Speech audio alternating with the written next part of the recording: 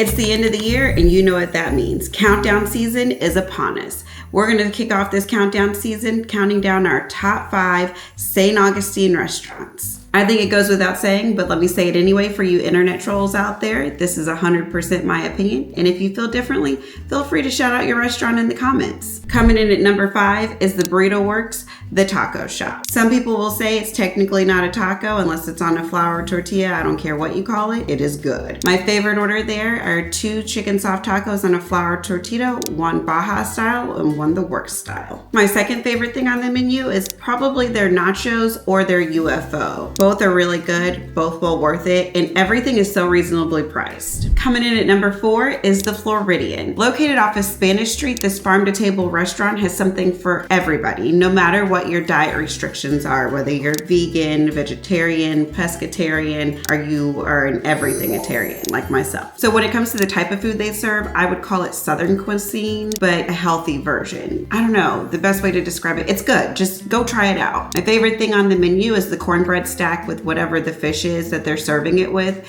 It is chef's kiss. I would say, as far as it being kid friendly or not, if your kid's not a picky eater, then yes, sure, kid friendly. If your kid's a picky eater, you might have a little bit of difficulty finding something on the menu for them to eat. Price point wise, I would give it $2 signs, I guess. Depending on if you go for lunch or dinner, it's gonna make a difference. Depending on if you're gonna have cocktails or not will also make a difference. Oh, speaking of which, my favorite cocktail is the Garden Gimlet. It is really good. Everything's fresh made in-house. There's no pre-mixed or pre-purchased syrups or anything weird like that.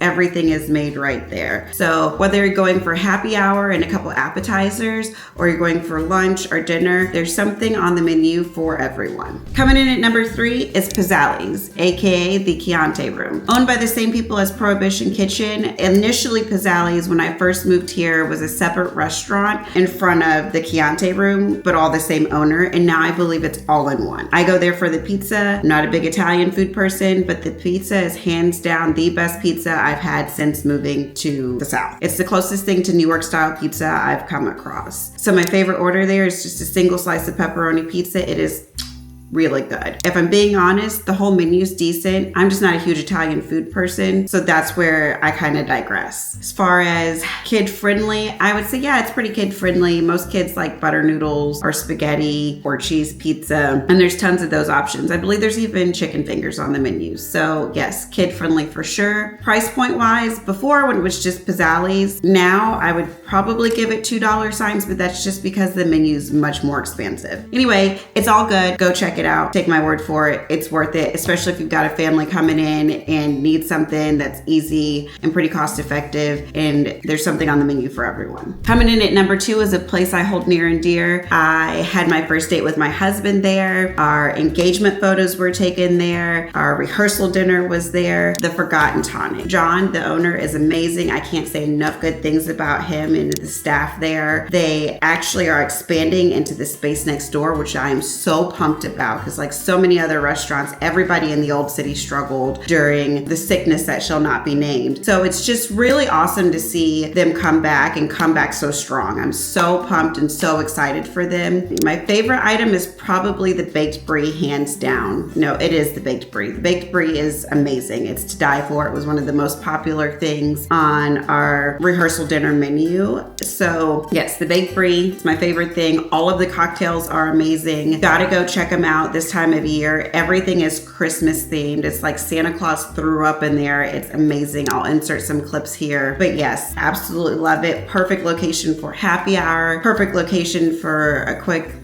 grab a drink and a bite to eat for lunch. Perfect location to take a big group or family when they come into town. The mood is just impeccable. It's everything I could ask for. I think 1920s jazz bar with amazing food and cocktail. I can't. There's just so many good things to say about this place. So yes, go check it out. Tell John Jazz sent you and order the baked brie. Any of the cocktails are amazing. My favorite's probably just their dirty martini with course St. Augustine gin. It's kid friendly. Again, if your kid's not super picky, then yes, of course it's kid friendly. And then price point wise, I would give it $2 signs. It depends on who you ask, but I definitely think it's a solid $2 signs. All right, this is where it gets difficult because I had a two-way tie. Drum roll, please.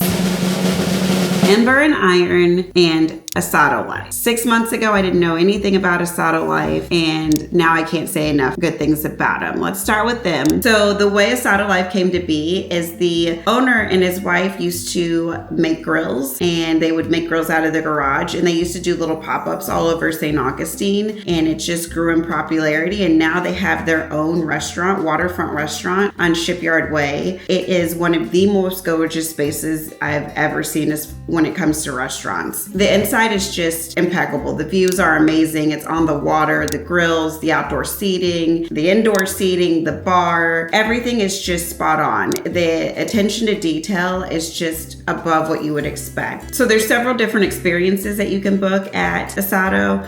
We typically go with just we'll reselect our plate before we get there. We always get the tomahawk. It is the best tomahawk I have ever had. And as somebody who is a steak connoisseur, my husband always orders a tomahawk. It is hands down the best tomahawk we have ever had. But there's also several other experiences you can do. There's a chef's tasting. You'll just have to check out their website because there's a ton. So also tied for number 1 is Ember and Iron. Again, this is another restaurant. If you haven't noticed it, I'm big on atmosphere. All of my top 3 restaurants have impeccable atmosphere. The atmosphere is amazing. This restaurant specializes in a rustic American cuisine, I would say. It's another one of those farm to table. I don't know if you notice the theme. I'm big on farm to table. I'm big on the menu changing with the seasons and chefs being able to prepare what's in season. I have several favorite items on this menu. The scallops are amazing. The beef short rib is really good. The ribeye, it's one of the few restaurants that I'll go to, and I'm a rare girl. I like my cow still mooing when it comes to the table. They have never missed, not once. So the ribeye, the lemon and herb roasted fish is really good, but everything's just amazing. The cocktails are expertly crafted. Everything is just spot on. The atmosphere, the food, the energy, the staff, it's just a full experience. I would say Asado and both Ember and Iron are probably closer to your $2.50 to $3 sign restaurants, but it's worth it. I would also say this is something I would leave the kids at home for both restaurants, just because it's more of an adult experience. Have I taken my kid to both restaurants? Yes, I have. Do I recommend it? No. Were the staffs at both restaurants completely accommodating? 100%. I just think it's one of those places that might not be the best for a 3-year-old. But that concludes the top 5 St. Augustine restaurants. Let me know what your fave is in the comments.